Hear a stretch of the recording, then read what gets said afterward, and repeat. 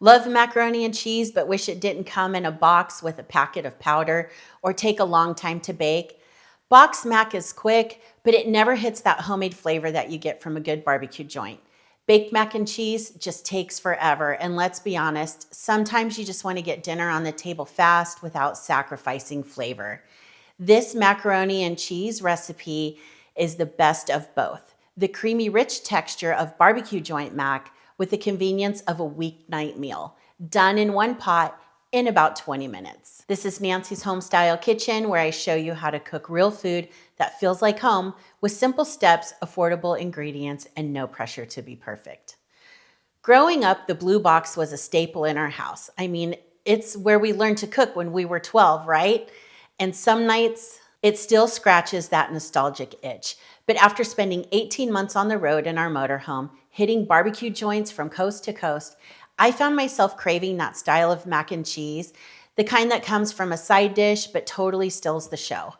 I learned so much along the way, I wanted to create a version that brings back the feeling of all those places we stopped, warm, comforting, and full of flavor. This recipe is my at-home version, fast like Kraft, creamy like Chick-Fil-A, which, let's be honest, is pretty darn good in its simplicity, and inspired by our favorite barbecue joints across the country. Stick around until the end because I'll share with you a topping twist that takes this up a notch if you want to bake it and make it fancy. It's just a little zhuzh at the end that I think you'll love. Zhuzh. I threw that in there. Here are the ingredients you're going to need to make this mac and cheese. You're going to need 1 pound box of large elbow macaroni, 2 cans of low sodium chicken broth, and then we're going to add some water to this as well. 1 can of evaporated milk, half a cup of half and half, or you can use whole milk. The seasonings that we're using are a half teaspoon each of onion powder, garlic powder, paprika, a 1/4 teaspoon of salt, and a 1/4 teaspoon of pepper. We're going to use 3 tablespoons of a Parmesan Romano blend cheese, as well as an 8-ounce block of American cheese that I've grated, and about 1.5 cups of sharp cheddar cheese. So let's get started. Okay guys, cooking the pasta, super easy. Just take your 1 pound box of your elbow pasta, pour it. I just needed to rip the Band-Aid off and get it in there. You're gonna pour it in your Instant Pot, and then we wanna put both of the cans of chicken stock into a 4-cup measuring container, or it can be more, but we need 4 cups is what we're looking for. So it's going to take just a little bit more water. So I'm going to add some water until it comes up to 4 cups.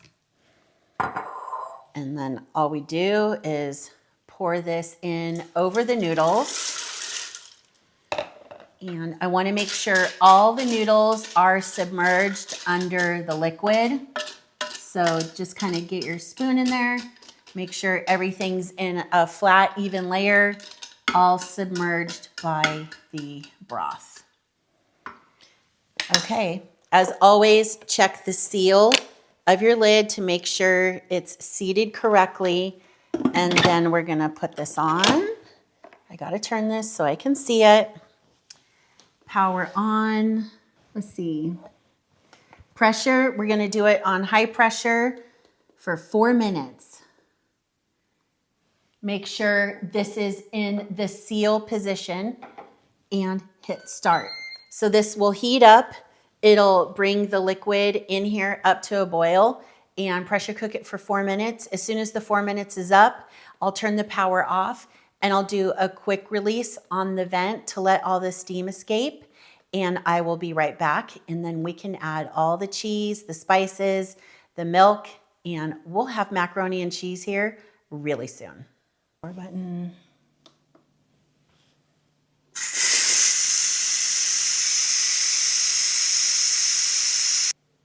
Okay, my safety valve has depressed. All the steam has escaped. So we're gonna carefully take this lid off and open it away from you so the steam does not come back at you.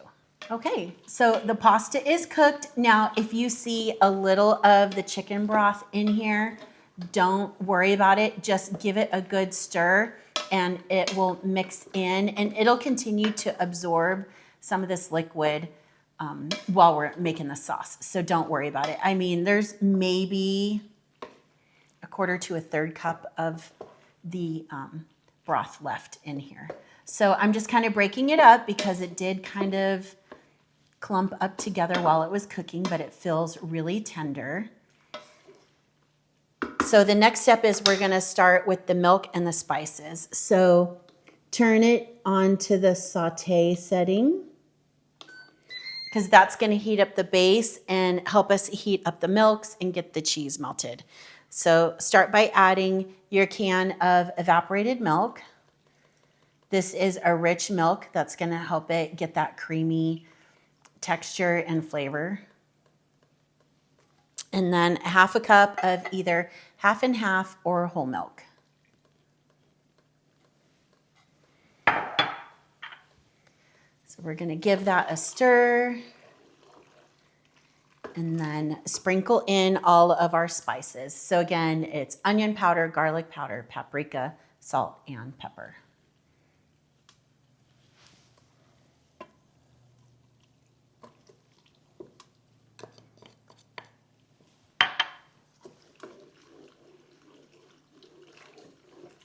Smells good already.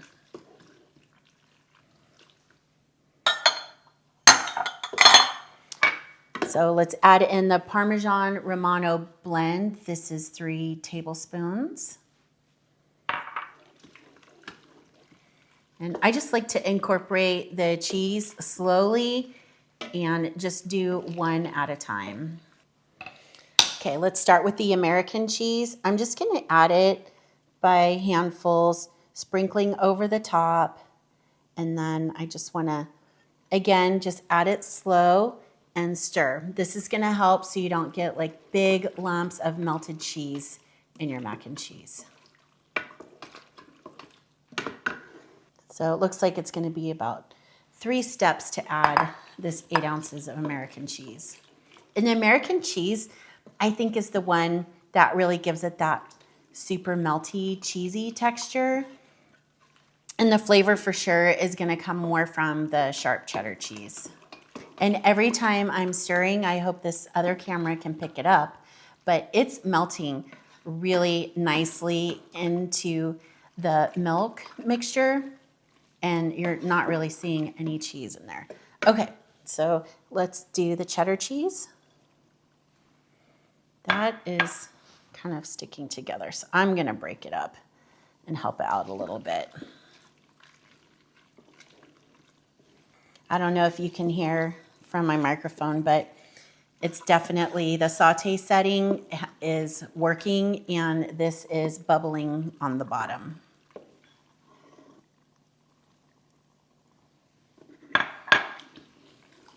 Okay, I'm gonna let this cook for a couple more minutes, and after we turn the heat off and this sets, it's gonna tighten up too. So again, don't be worried if it looks too liquidy. It will set up and become that perfect cheesy texture that you're looking for.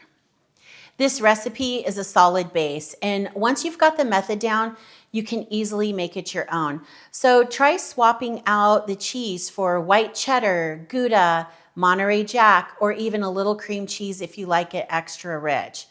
Everyone has their version of what perfect mac tastes like, so don't be afraid to play around with the cheese combo until it hits that comforting, familiar note that you're craving. And if you want to take it a step further, stir in some extras like cooked bacon, jalapenos, or leftover barbecue would be fantastic. So here's the topping trick that I talked about earlier in the show.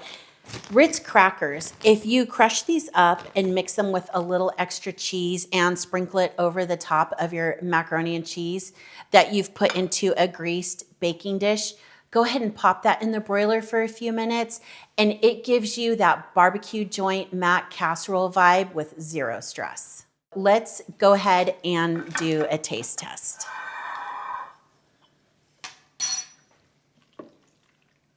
It's already, just in the time that I've been talking about the Ritz crackers, this has really started tightening up. Again, it kind of looks a little runny at first, but just trust the process because it does tighten up and it's like the perfect creamy mac and cheese. So can you see that? It just has like nice little drips. It's not too runny, but it's not thick like paste too. This is absolutely perfect. Okay, let's give it a try. I can see the steam coming off.